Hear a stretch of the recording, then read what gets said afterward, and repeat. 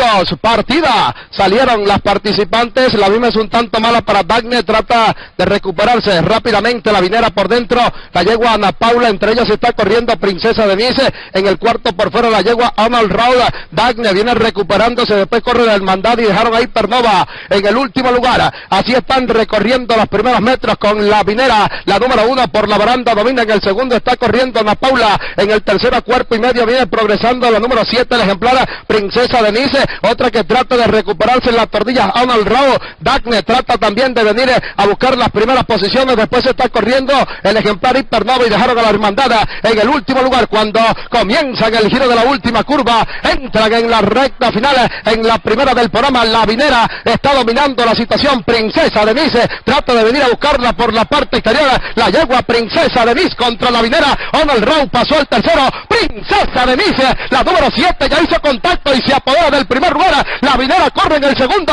Arnold Raúl para el tercero, la número 7, Princesa Denise, no puede perder, la primera del programa, ganó Princesa Denise, en el segundo por dentro la vinera, tercero Arnold Raúl, en el cuarto Ana Paula, después está llegando la hermandad, Hipernova, última para Dagne, la número 5.